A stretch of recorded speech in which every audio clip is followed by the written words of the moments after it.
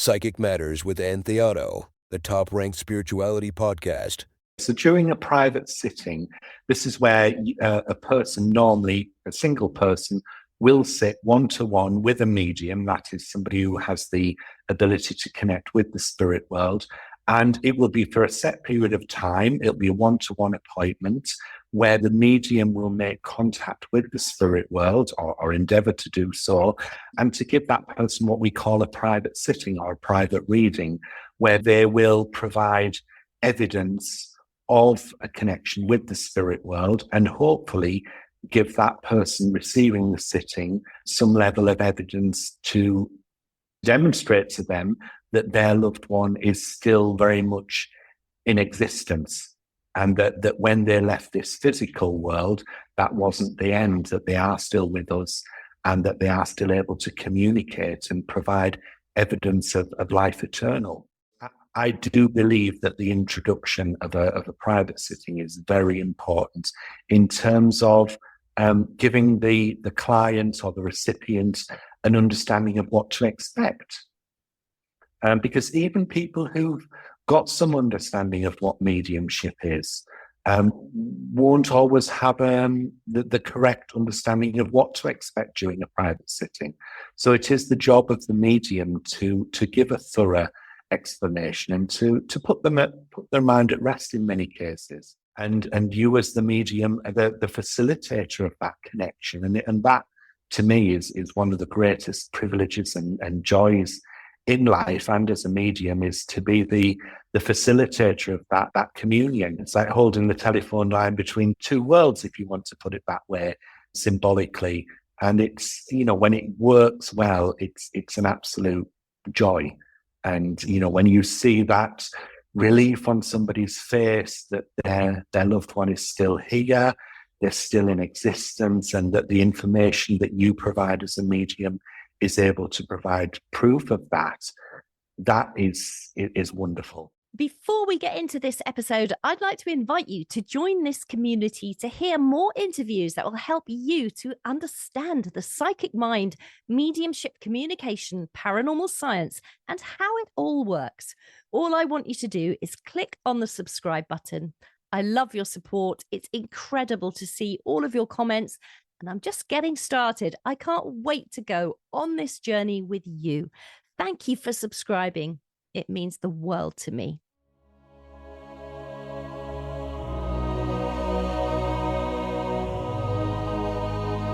Hello everyone, my name is Théato, and welcome to episode 106 of the Psychic Matters podcast. I am so excited to be back.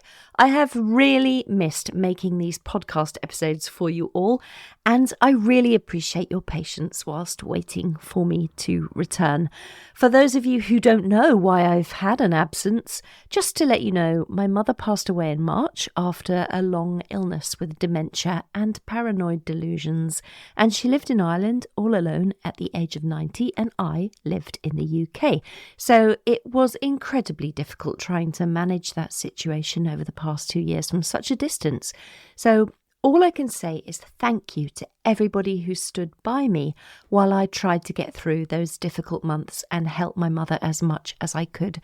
She had a very peaceful end of life in the end, and I sat with her for 4 beautiful days in a side ward in a hospital in County Limerick in Ireland. I held her hand and slept beside her, listening to her breathing, which I found very peaceful. And I know that she will have been very pleased that I was able to spend that time with her. And she had a wonderful funeral. We all had a good time, which sounds a strange thing to say, doesn't it, when somebody dies? But one has to celebrate a long life well lived. And we did celebrate that very much, and celebrate her, which was beautiful. I carried her coffin, which is something I did for the very first time, and I found that a real honour. And I lowered her coffin into the grave, and I found something about that so cathartic to actually help to literally lay her at rest. There was something about physically being there during her last few days of life, and then physically carrying her coffin, lowering her into the ground, saying goodbye, knowing exactly the colour of the beautiful green jumper, that I'd laid her out in, and the sparkling necklace that she wore around her neck. So I could sort of visualise it as the coffin was going down into the ground. And it was just such a beautiful completion of something, and it felt very good. And I felt like I honoured her wishes and had done everything I possibly could for her. Anyways, I'm now back, and I had to take some time out, obviously, after all of that, to come to terms with what had just happened. And I was absolutely shattered, having gone backwards and forwards from the UK to Ireland so often at the drop of a hat, and it was incredibly costly as well. So not only was I not able to run my mediumship business, but I was not able to make any podcast episodes either. Anyway, here I am. I have returned. I'm back in the finest of fettles, and I'm super excited to bring the podcast back to your beautiful listening ears. And I have an incredible array of guests that I've already interviewed, and I just have to edit and produce those episodes now between this time, which is September, and Christmas. So I think you're going to be blown away by the interviews that I've got lined up. Now, one thing I simply must say, I need to thank my incredible patrons for standing by me all this time, helping to support my podcast, which still had a lot of costs and business overheads, even though I wasn't able to put out episodes every 2 weeks. You have literally kept me going all of this time, and I am so grateful to you all, each and every one of you, for constantly supporting my work and the work of the other mediums I bring to your attention in every episode.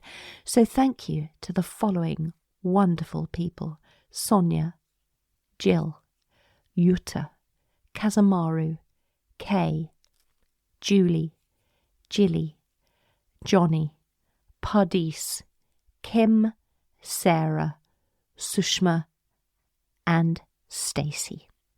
Without you, the podcast may well have faded away while I was grieving. For those listening, please take a moment, say a silent prayer for these wonderful people, and send them healing and, if you can, many blessings. They truly deserve it, as they have kept this podcast alive for your benefit. If you would like to become a patron yourself, I would love that.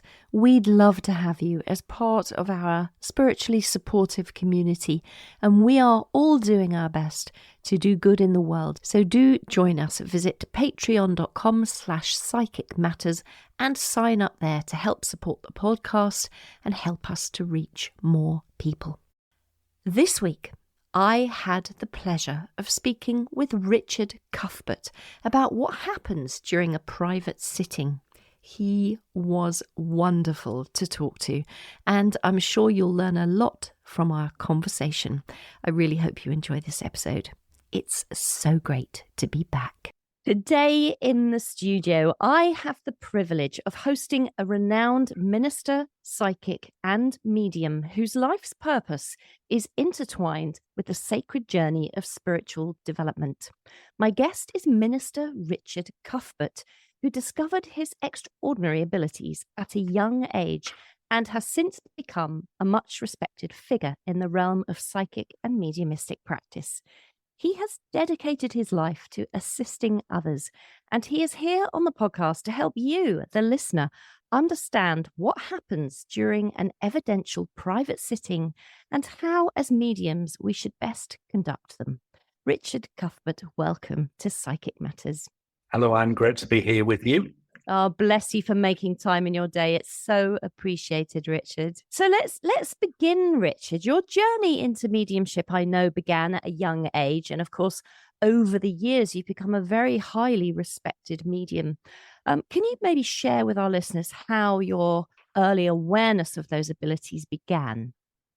Of course. I can't say that there was a defining moment that I had from a particular age that made me aware that, oh, I'm a medium and this is what this is all about. But when I look back reflectively on my younger years, I now know that there were a number of experiences that I had from a young age, which I now recognize as mediumistic encounters or abilities, which at the time I didn't obviously realize that that's what they were. From my early teens, I was always very interested in anything to do with the afterlife, anything to do with psychic phenomena, anything of the what we might define as the unexplained or the supernatural. It was something that I was always very drawn to. But I do also remember from being about 12 or 13, being very drawn to the idea of attending a spiritualist church. And this was something that I didn't quite understand, but certainly something that I knew that interested and fascinated me. And once I was old enough to be able to sort of make choices about that type of thing, I was able to attend a local spiritualist church for the first time, I would say, at about the age of 15. And then I attended a few times on and off. But then it was more at around the age of 18, 19 that I began to attend regularly. And that was a big starting point for my own spiritual journey. It's a young age, isn't it, to have that interest in a spiritualist church? It's not every 12 or 13-year-old who has that in their mind. So where did that come from for you? Is that from your parents, from your family? Where did that come from, that idea? Not necessarily from any family connections. I had a great aunt who I knew attended a spiritualist church, not necessarily as a spiritualist, but I knew that she attended one in the local area regularly. And I remember asking her questions about that and being fascinated and wanting to know what that was about. And I had some understanding very, very loosely of what a medium was and what that meant to be able to communicate with the spirit world. And that whole concept absolutely fascinated me. And there was just something about that just felt so right to me. And I suppose you could say it went beyond an interest. It was, you might say, a fascination. Interestingly, just as a sort of side note, the local area where I live, in the local newspaper that would come out on a weekend, on the obituaries page where they would list births, deaths and marriages effectively, there used to be a section in there for spiritualist churches. And it would basically, what I understand now, it was to advertise the medium that would be on at the church that week. And every week when I would go to either my auntie's house or when I would be at home, I would always turn to this page in the newspaper to read the notices for the spiritualist churches. And of course, it would announce the name of the medium. Now, at the time, I didn't understand what that announcement was. And my belief at the time was that the names listed in there were the names of the spirit communicators who had come through during the service. And I believe that this was almost an appeal in the newspaper to say, oh, we're looking for, a Richard Cuthbert here, or somebody by this name has communicated. And I always distinctly remembering that. And there was a name that often cropped up regularly in that newspaper, and it was a family name, and it was a medium who I then got to know, who was actually quite influential in my development. So it was really nice to sort of go full circle. And I always remember the first time I saw my own name listed in that same newspaper to say that I was taking a service at a spiritualist church.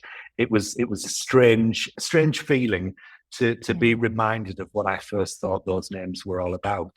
Yeah, that's such a sweet story as well. That's really, really lovely. And how beautiful that your name then comes into that as in your own right. You start to step into the power of who you are. So you went at 15, presumably you enjoyed it and had a good time. What happened after that? After that, I, as I said, I started to attend fairly regularly, and something about that whole process just felt very natural. And there was something very comforting for me about the actual structure of the service. It wasn't just the mediumship, it was the whole essence of what happened within the service.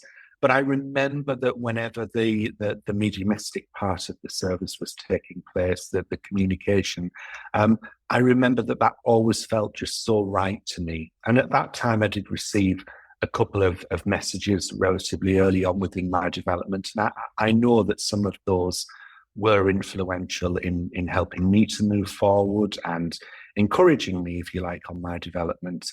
And it wasn't long after attending that particular church, which was a place called Saltburn, close to where I lived, that I became connected with the president at the time of the church, who ran a private development circle within her home. And there was about 5 or 6 of us used to attend that circle every week on a Sunday morning at 10 o'clock.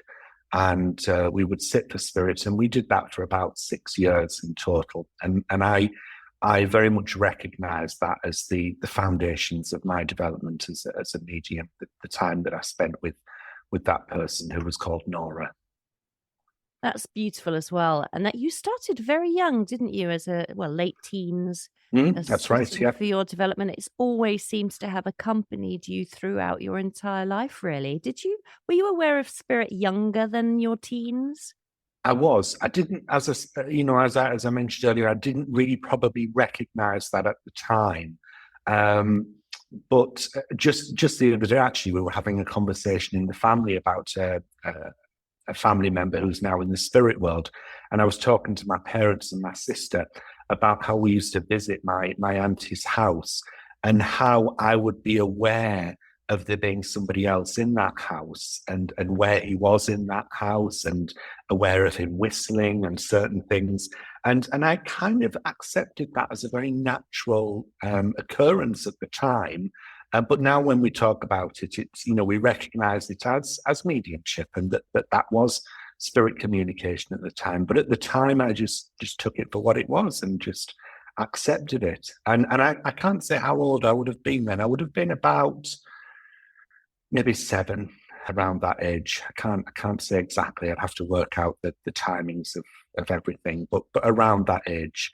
And then later on, in my earlier teens, I remember being at school and giving forms of what I would now recognize as readings to teachers and people at school, where I was kind of, I suppose, experimenting with my abilities and working with that and picking up on things and just, as I say, probably experimenting somewhat to learn more about my abilities and how they work and what that means to interact with other people. It sounds from what you're telling us that your soul was born into a very accepting and nurturing family unit. Doesn't sound like you were challenged by your parents or your friends. No, I'm very, very lucky in that respect, in that I was brought up in I wouldn't say a religious family. My parents would attend a Church of England, Christian church, occasionally, and my dad will go relatively regularly on a Sunday, but I can't say that they are a religious family in that sense, in that they, it doesn't define who they are, if you like. And I at a young age, I did attend that particular church for quite some time and was comfortable with the concept of religion, but I didn't see that particular religion as something that sat 100% right with who I was. As opposed to when I came into spiritualism, which was something that felt very right and very aligned with who I am as a person.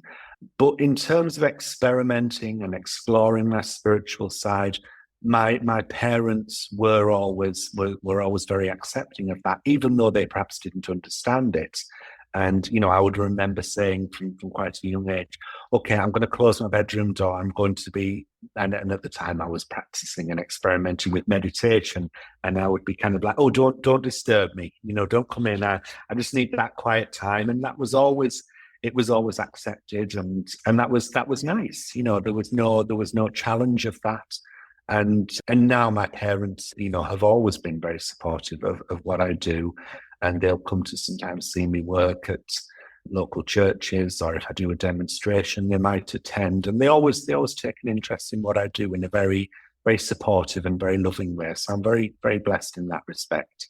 Yeah, you truly, truly are. I can't imagine in the madhouse that I grew up in with 4 brothers and me and my Irish mother with her strong opinions. I cannot imagine if I said, I need a little bit of quiet time here. Everyone would have piled in the door and thrown all my stuff around and told me not to be an idiot. So you're very lucky. I was lucky. Yeah, absolutely. Yeah, but to your great benefit, I think, because you've taken this natural gift and you've really, really developed this an awful lot. You've worked your way up through the academic papers and exams of the Spiritualist National Union, have you not?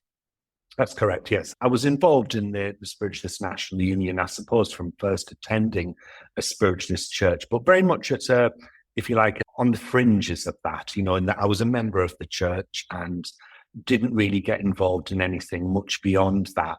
But then around, I would say probably about 15 years ago, I started to become more interested in the written courses that were offered by the Spiritualist National Union, and then the various accreditation that you'll be aware of that you can go through, various certificates and diplomas.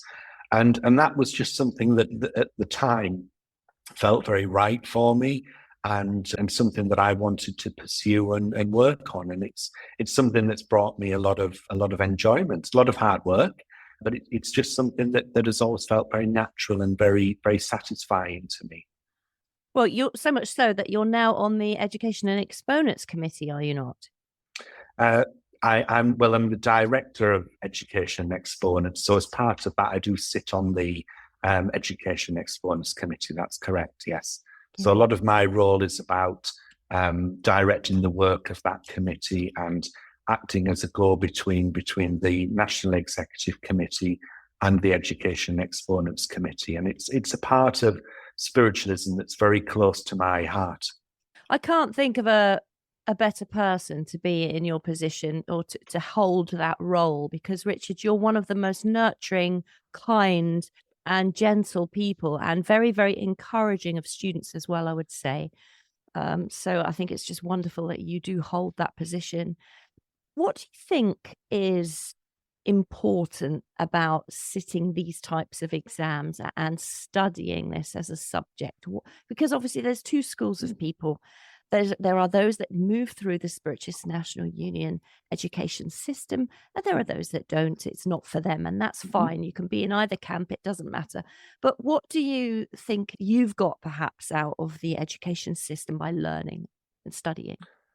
I think for every individual, it's very different. As you say, there are some people who just don't feel drawn to that way of working. Whether it's accreditation or certification isn't important to them, and that's absolutely fine. And sometimes one of the questions that we ask people who are doing a final assessment board is we sometimes say to them, do you believe that every medium should be accredited in the work that they do? And there is an argument for saying that absolutely, as you would in any profession, it's about upholding professional standards. It's about having a benchmark of the way that somebody works and the way that they represent themselves or their religion or their movement.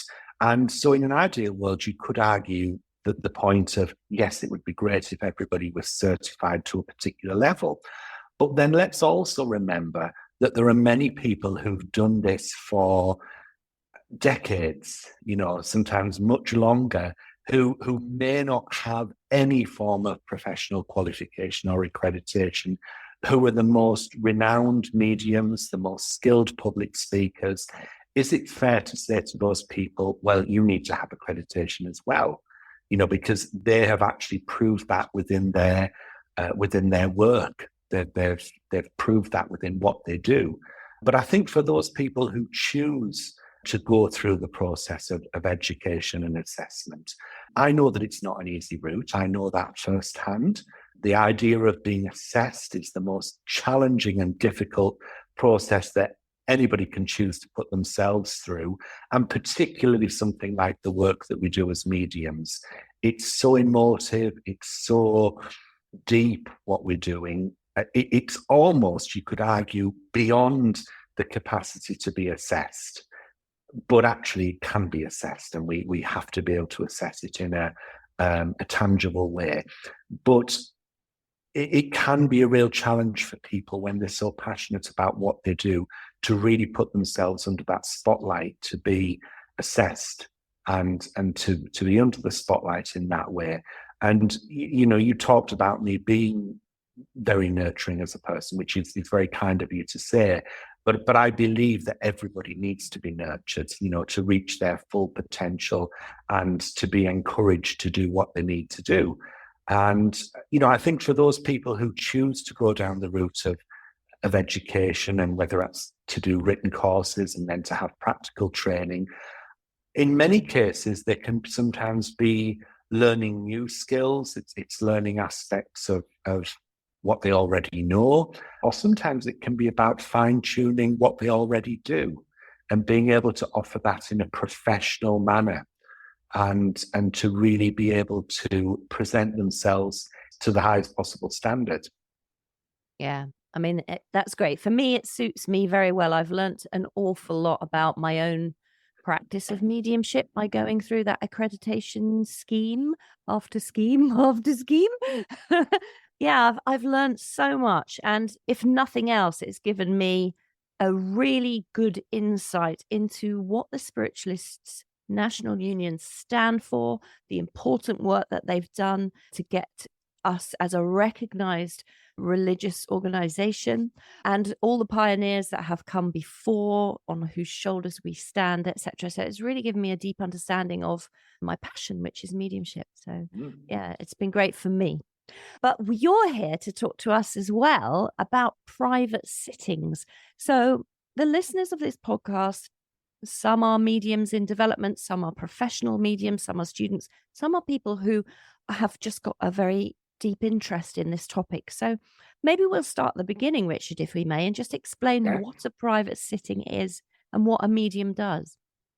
Okay, so during a private sitting, this is where a person, normally a single person, will sit one-to-one with a medium, that is somebody who has the ability to connect with the spirit world, and it will be for a set period of time. It'll be a one-to-one appointment, where being the medium will make contact with the spirit world or endeavor to do so, and to give that person what we call a private sitting or a private reading, where being they will provide evidence of a connection with the spirit world and hopefully give that person receiving the sitting some level of evidence to demonstrate to them that their loved one is still very much in existence, and that when they left this physical world, that wasn't the end, that they are still with us and that they are still able to communicate and provide evidence of life eternal. Thank you for that. And so if somebody comes to a medium for a private sitting, what is the process that somebody can expect to happen when they go and see a medium? Okay, that's a good question. For me, because everybody will work differently, but generally speaking, there should always be an introduction given to the person coming for the private sitting. So everybody who I see, the first question I will always ask them once I've introduced myself and got them to introduce themselves is I will ask, have they had a private sitting before? Is this their first experience? And you will generally find that the people who've never had a private sitting before are those that are the most nervous. And this is because they perhaps hold an expectation of something that's going to happen that is unnerving or unnatural. And very often there will be a need to reassure that person. I did a private sitting for somebody just last night, and I knew from the lady's body language that the minute she walked into the room, I could tell she was terrified. You know, she was visibly nervous, and I acknowledged that in a kind way. And I said, look, I can tell you're a little bit unsure about this. And so I took a few moments to reassure her that what was about to happen was something entirely natural, that it was nothing to be feared, and that she would get much more from the process if she was able to relax a little bit. And within 2 or 3 minutes, once she realized that nothing unnatural or scary was about to happen, she completely relaxed into the process and thoroughly enjoyed the process. But I do believe that the introduction of a private sitting is very important in terms of giving the client or the recipient an understanding of what to expect. Because even people who've got some understanding of what mediumship is won't always have the correct understanding of what to expect during a private sitting. So it is the job of the medium to give a thorough explanation and to put their mind at rest in many cases. Yeah. Yeah, that's really good. So what happens after the introduction? So your clients come in and they've sat down and you've explained. Yeah, once that part of the process is over, that's when the magic works, really, or that's when the magic starts to happen. And that's where I will move my awareness from not just being aware of the person sitting in front of me, but I will start to become aware of their loved ones in the spirit world. And I will share that experience with them, whether that's information that I receive in a visual sense or through auditory information or sensing. I will share that information with my client, and that there will be a two-way exchange between the two of us. I will ask them if they understand the information that comes through. Is that resonating with them? Is this somebody that they can understand? And in most cases, it's a beautiful process. It's in many ways, it is a reunion. It is a reunion between two people who, in most cases, love each other very much. And you as the medium, the facilitator of that connection. And that, to me, is one of the greatest privileges and joys in life, and as a medium, is to be the facilitator of that communion. Yeah. It's like holding the telephone line between two worlds, if you want to put it that way, symbolically. And it's, when it works well, it's an absolute joy. And, when you see that relief on somebody's face that their loved one is still here, they're still in existence, and that the information that you provide as a medium is able to provide proof of that is wonderful. And for many people it can be, it's true to say it can be transformative in their life. Say more about the transformative in their life. How can you explain that a little further?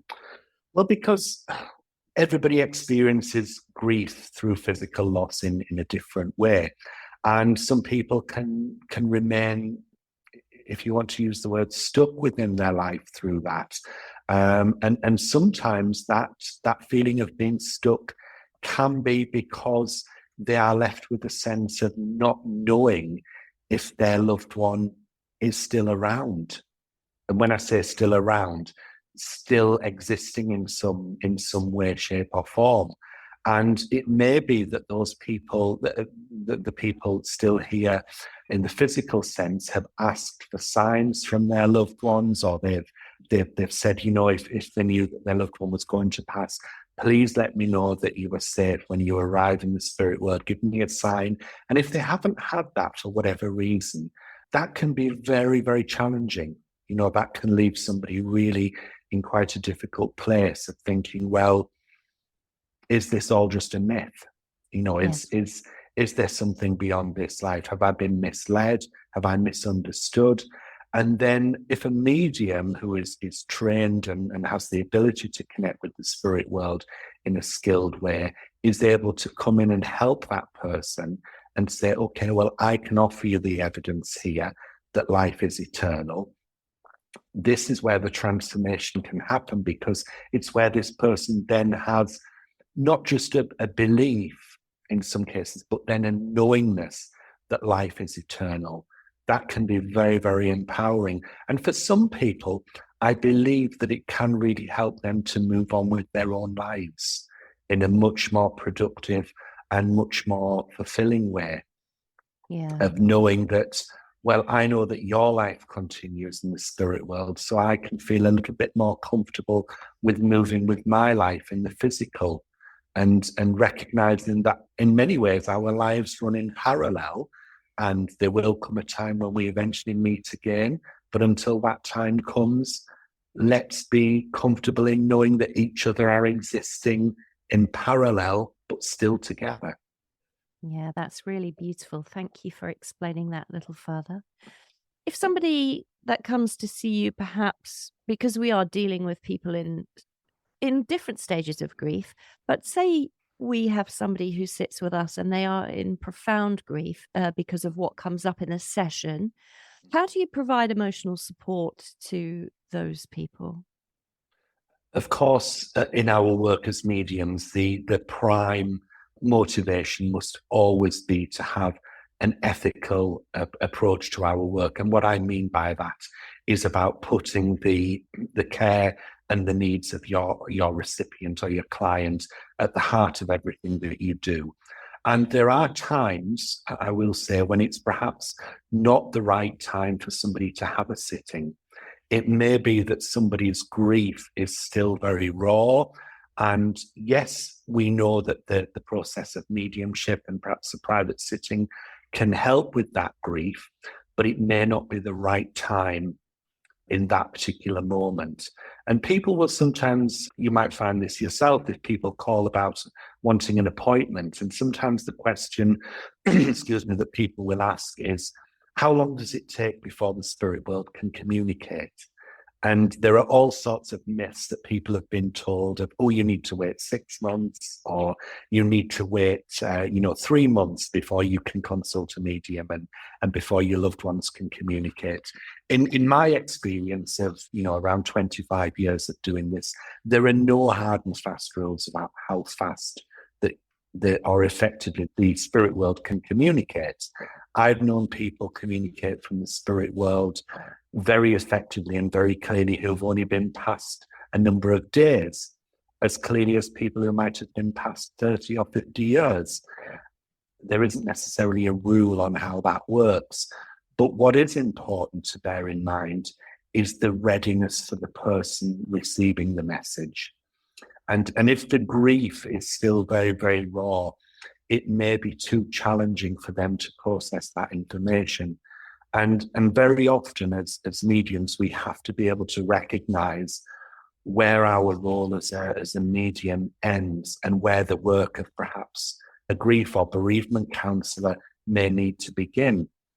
And even as a medium, you may help somebody in a very profound way, but through your sensitivity and through your awareness of your client, you may recognize that actually I've helped this person, but they need some extra help as well to process what is happening within their lives. And that's where we have to be able and skilled to be able to suggest to that person that, have you perhaps considered reaching out to somebody who can help in this way, and another professional?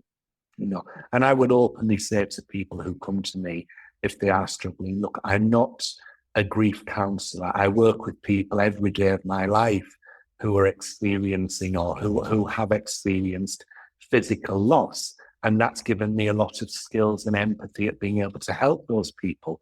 But I'm not a counsellor in that way, and I can't work as such. There are other people who are trained and skilled to do that. And that's where sometimes we have to be able and willing to be able to refer somebody on where it's appropriate. Yeah, because we are dealing with people with such compacted grief, are we not?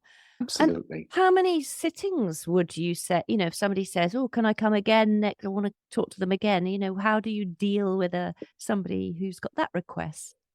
That's something we have to be absolutely very careful of, because when a sitting goes well and when it's a positive experience for somebody, which hopefully it is most times, that can be quite an addictive experience. Like anything that's positive in life, we do it once, think, I want to do that again.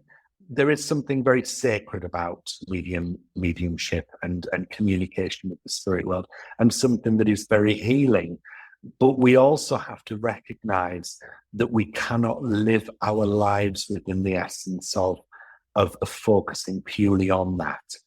Somebody who has, let's say for argument's sake, a connection with her husband in the spirit world who she's lost, she gets a very good communication through a medium with that husband.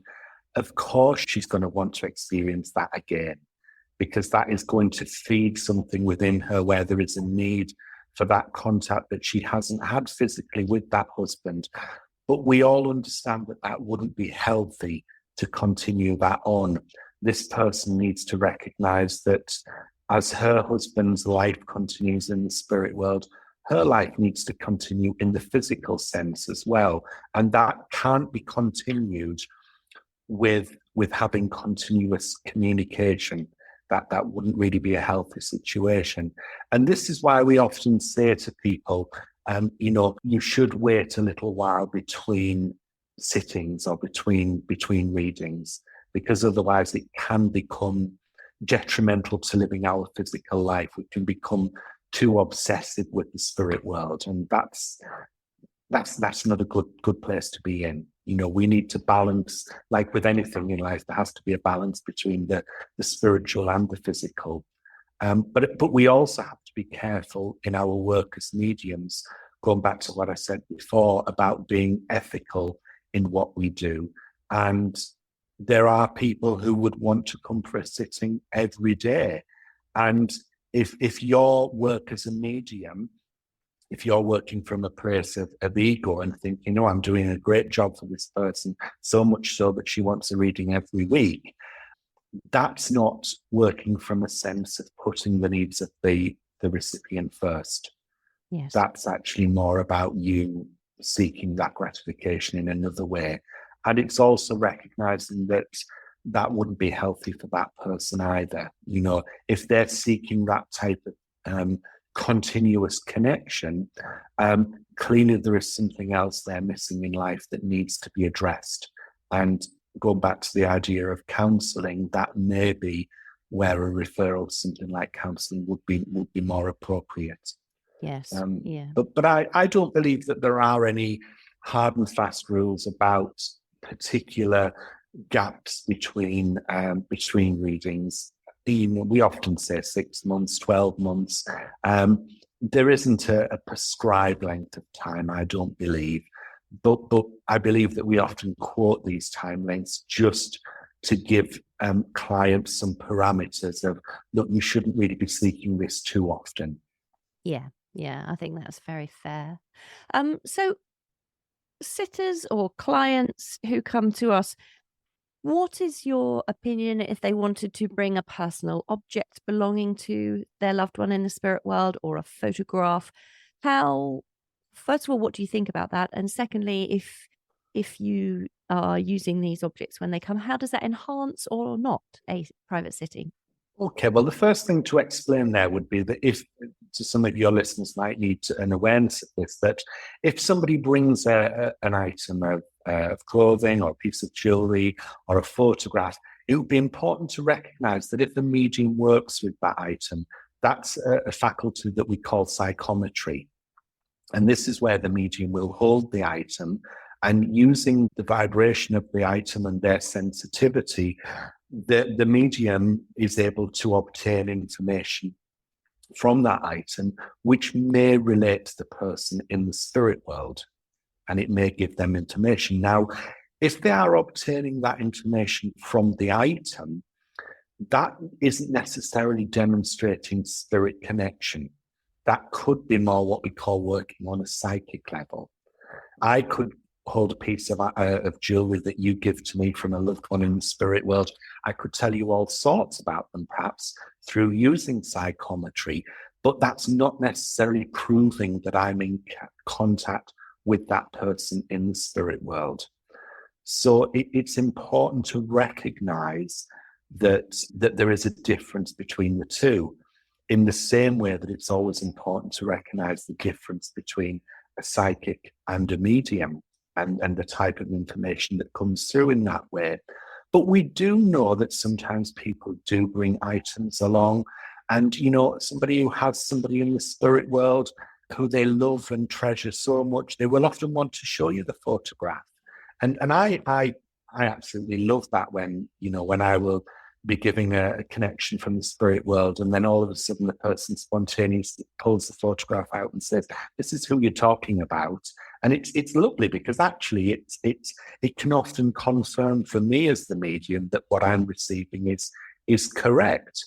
But handled in the right way, I believe that gift of psychometry can sometimes enhance the mediumship as well. And to give you an example of that, it's a very specific skill, but sometimes if somebody is seeking a connection with a loved one in the spirit world, and that hasn't happened spontaneously or naturally, sometimes using psychometry can, for want of a better word, kickstart that connection. And for example, it might be that somebody says, "Oh, here's a photo of my loved one. This is who I was hoping to hear from." Now, the medium could start to look at that photograph and obtain information through psychometry and through a psychic connection. But then something will happen in more cases than not, where that shift happens between the psychic connection and it moves on to a mediumistic level. And obviously the medium has to be able to then prove that, or has to be able to offer evidence of that. But that can be quite a useful technique. And I don't personally have a problem with that. We wouldn't do that in a spiritualist church environment, but perhaps in a private setting, if it's properly explained what is happening and how the information is being obtained, that can be a helpful process. And we can sometimes use techniques like that when training people to be mediums, and it can help somebody to learn the difference of, this is the information that I'm obtaining through psychometry and on a psychic level. And now, I see the difference of when the information comes through from the living intelligence of the spirit world, the difference in the information and how it comes to life, and how I'm not just reading the information, but how I am interacting with the spirit communicator, and how that helps them to really show a living intelligence. Yeah. And just go back a little, because you said this would not happen in a spiritualist church service. Could you say why that is? Because there is a specific reason for that. There is, that's correct. So in a spiritualist church service, there are obviously many aspects to the service. There is usually philosophy brought into the service. There is an element of prayer and worship and perhaps hymns. And one part of the service will usually be designated to the mediumship, the spirit communication. And so this is about proving life eternal, about providing evidence of life eternal to that congregation. And this will always be done with what I would define as pure mediumship. The medium working with the audience or the congregation and the spirit world. They wouldn't be using things like photographs or items of jewelry or psychometry. The reason being is because that then potentially is a psychic demonstration, which isn't a demonstration of mediumship. Yeah, thank you. Which is one of the aspects of spiritualism. Yeah, thanks for clarifying that, because I think that's really important for everybody to understand. And in the private sittings, Richard, if somebody says, is it all right if we record this? Do you record your private sittings? Do you have any take on it one way or another? I'm happy for people to record the private sitting. I'm comfortable with that. Some people like to take notes. I remember when I first started doing sittings years ago, it would be a cassette player, yes. and the palaver of pressing that and recording the sitting in that way. Nowadays, of course, people can record them on their phones. And I think there is a value in that. Some people are very content with saying, no, I want to just experience this in the moment, and I don't necessarily want to record it. Obviously, the value of it being recorded is that they're able to review that later on. And it may be that on second listening of the sitting, they hear something that they don't remember within their own consciousness, which can be often very profound. And something which maybe they didn't understand at the time, and that they can then look back and review. And very often, if people have recorded the sittings that I've given, sometimes they will contact me afterwards and say, oh, I let my mother hear the recording, and the bit of information that I couldn't verify, she did.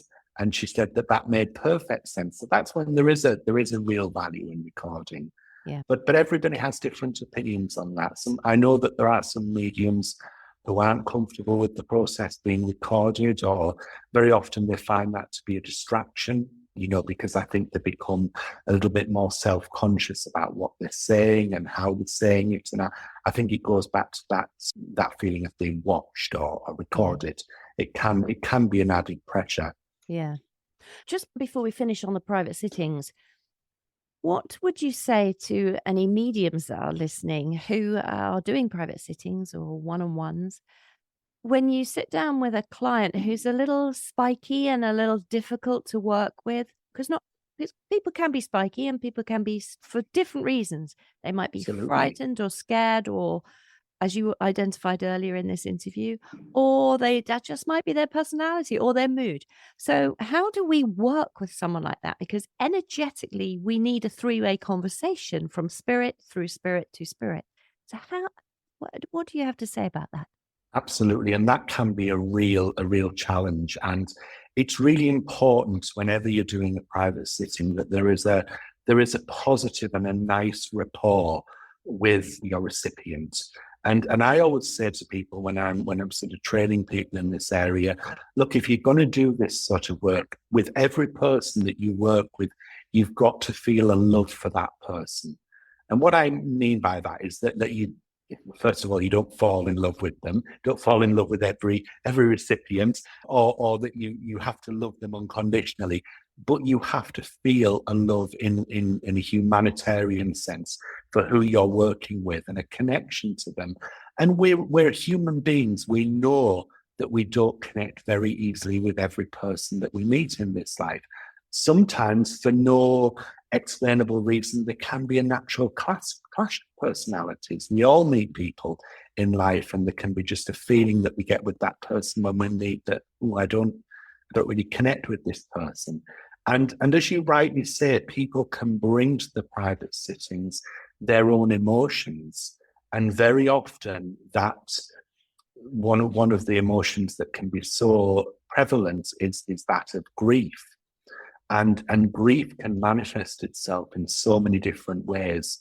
It can manifest in anger, irritability, sadness, somebody being very despondent. And all of those emotions that I've just mentioned there are very difficult ones to encounter as a medium when you want to work with somebody in a productive and positive way. And if we're not careful, we can find ourselves fixating on that emotion and thinking, oh, this person's not liking me. They're not up for this. This is going to be a difficult reading. This person's hard work. And very often what we have to be able to do is look beyond what we see there and think, is there a reason why this person is demonstrating this emotion? And there may be a very good reason. And if we can sort of get past that and we can work beyond it, you will often find that those barriers that people put there in that sense start to erode, and we start to be able to soften the energy and work with that person more productively. Yeah. But also it sometimes we need to be open. Well, we should always be open with our clients, but sometimes we need to be open with them about their attitude towards the sitting as well, because there are people who will come in to see you with a challenging personality, and they may have a perception that we are trying to pick up something from them in a psychological way, and that they want to hide all of that, and that we need to prove it to them. And I totally get that. I accept that. I experience it a lot. My job as a medium in many ways is to be able to convince somebody of this reality of communication. But there also has to be a cooperation from the other person as well. And if you really feel that somebody isn't in that right space, it's sometimes okay, and I will say this has to be done very sensitively and very skillfully, but sometimes ask that person, are you comfortable with this process? Do you want this to happen? Are you willing to work with me and sort of open up to this process? And sometimes that has to be done. And on the odd occasion, I have actually had somebody say to me, I don't want to be here. Don't want to be part of this process. I've come along because my friend came, or my sister, or whoever, and they've brought me along, and I'm not really up for it. And that's where I have to take a responsibility and say, well, look, let's not go through this process then. There's no point in me trying to push something here that you're not wanting to be part of. That's not going to benefit you or me. It's going to make my job very difficult. Or sometimes some people just need a bit of softening just to reassure them that, look, just let's relax into this process and don't have such a challenging approach about it. Work with me a little bit and you'll get much more from the process. Yeah. But I think as advice to sort of people newer to mediumship who are going to be working in this way, I would again reiterate that it's about not becoming fixated on that emotion that you experience and not jumping to conclusions about why that is, about realizing that part of your work might be to erode that emotion to make way for something else in a much more positive light. Yeah, I love that. That's really important. Thank you, Richard.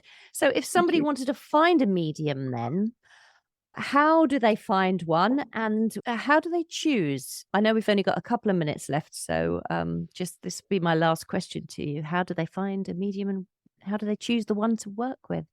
Good question. I often say to people that personal recommendation can often be a really positive starting point to finding somebody, because if you know somebody that's had a good experience with a medium, that they experienced a good level of care and connection, then that's probably going to stand you in good stead for having a good experience as well.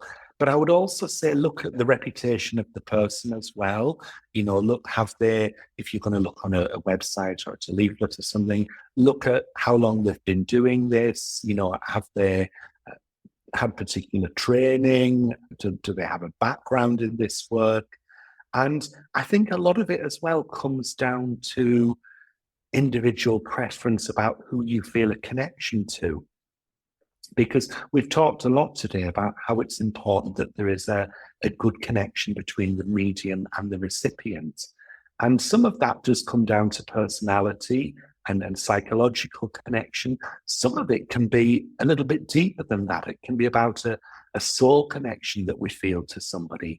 And that's where sometimes it's important to trust your own gut feeling about, there's something about that person I feel drawn to. And sometimes your own intuition, your own soul will guide you towards the right medium. So many times people will call me or email me and say, I'd like to see you for a reading. I kind of found you by accident, and I stumbled across your website when looking for something else, or I was looking for a medium. But when I looked at your photograph or when I read what you wrote about yourself, I just felt that it was right. I felt something. And I think that can be a very good way of approaching finding a medium who's going to resonate with you on a very positive level, trusting your own instinct. But of course, with that, I would say, look at the other practical aspects as well, such as the experience of the person, what's their motivation for doing their work that they do, and how does that align with your feelings and what you're seeking? Are they able to potentially offer what you're looking for? Thank you, Richard. That's beautiful. I could talk to you all day about all kinds of different things, and it's been really enlightening talking to you about private sittings. Thank you so much for sharing that with us. I know that you run your own courses and classes and you do one-on-one sittings. Maybe you could tell our listeners where they can find you out there on the internet and the sort of things that you have on offer at the moment. Absolutely. So I do have a website which I keep up to date with information about my work and about private sittings. And that website address it's an easy one. It's Richard Cuthbert, which is CUTHBERT at .co.uk or .com, both will work. So richardcuthbert.com.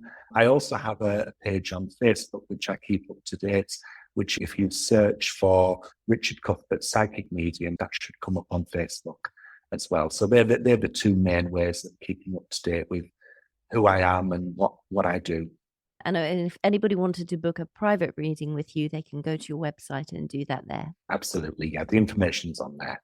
Wonderful. Well, I highly recommend everybody goes straight over to your website and takes a very good look at all the beautiful things that are on offer. Richard Cuthbert, thank you once again for your time. You are so appreciated.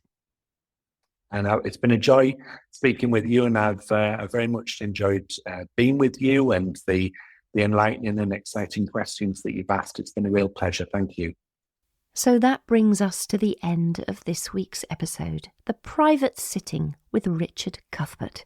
As before, you can find a complete transcript in the show notes for this episode on my website, Théato.com, along with the links and URLs that will lead you to Richard's work and his website, one-to-one readings and his courses.